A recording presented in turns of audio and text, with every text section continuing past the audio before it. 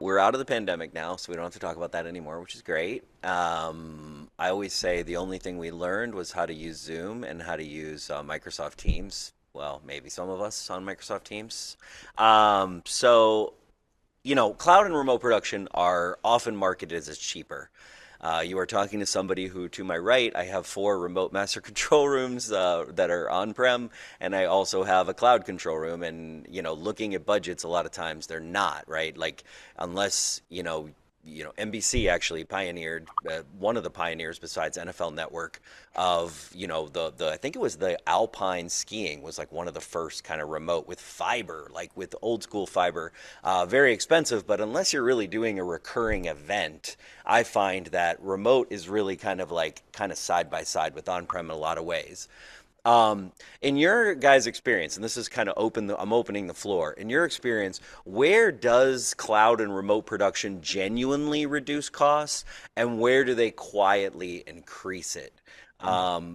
Maybe throw to Paul because he's looking like he really wants a question right here. But I especially the Stanford whole thing, right, with NBC being kind of like I would say like what is that 2012, 2013, kind of really a pioneer in the space on this idea of cloud and remote production. Well, thank you. I will say that it has been about 5 years since I've been on the production side, so a lot has changed. For me, I would think it's really about scaling, right? How often are you going to be leveraging the cloud base? I know there's a huge initiative to move systems out of on-prem to cloud as we expand, and it does give you. I think it was already mentioned, right? With like travel costs and things like that. So if you're going to do a local production, you don't have to send an entire team, right? Like with for instance the Olympics, right? If I don't have to send 400 people out to the Olympics, I can send 100 people out to the Olympics, and I can have some cost savings there just based on that with travel and hotel and things like that. But it does have there's caveats there, right? You do like as John had mentioned, you lose out on I think on some hands-on skill. Um, it does limit you in your ability to ensure that you're setting yourself up to have a strong production, right? Um, I've seen it happen a lot. There's a lot of things happening. I mean, I'm probably dating myself here, but like the old like Ignite rooms, right?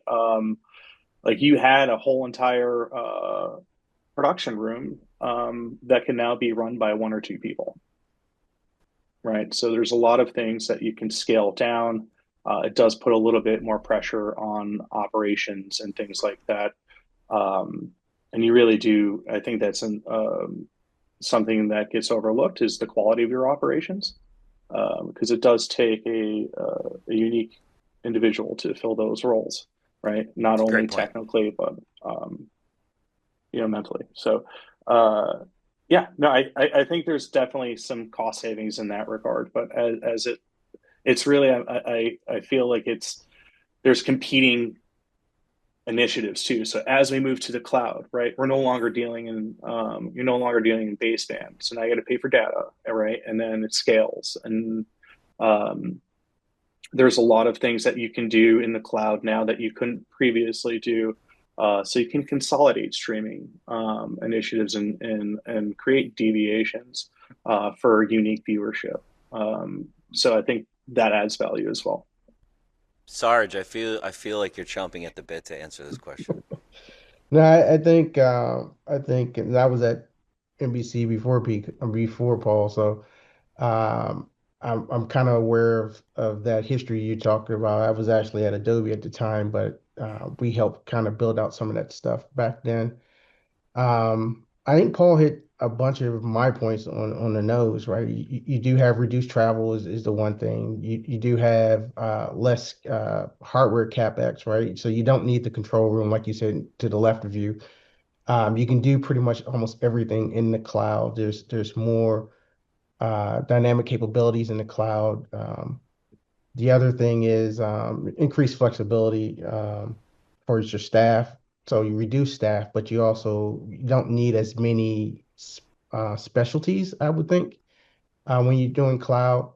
And then you also have, well, Paul touched on the scaling, but to that point, as far as the scaling, you can over provision.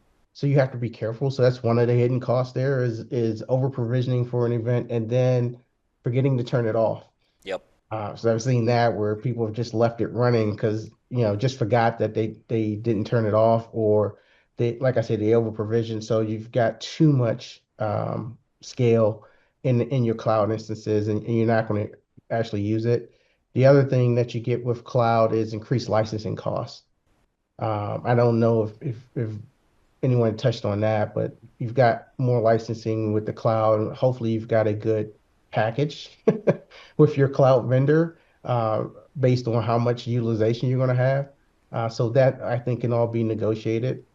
I think the final point I would have is, and again, Paul kind of touched on this, is training, right? So you've got to train people on cloud infrastructures, especially when it comes into the management, because you got to know where that issue lies. Is it within your stack or is it within the cloud provider stack? And then who do you talk to at the cloud provider? Who's the throat to choke at that cloud provider when you're in, your stream is going down? You need to have that stream, you need to have somebody on the line that's going to be able to sit there and work through it and get it back live. Great point. I think the operator one is what one a lot of people forget because so many Hmm. times, especially early on, you just loaded up the TD. Hmm. Oh, we lost the graphics operator. Oh, we lost the playback operator. Okay, so I'm supposed to do everything now? Like, what's going on? Like, and so I think that's a little crazy. And then the turning on, turning off, I always tell people I do demos of our virtual video control room software, and I'm like, guys, when the little like sign your mom put a sticker on the thing, like turn the lights off, turn it off, turn it on. You got to Turn it turn off it when you off. leave. Yep.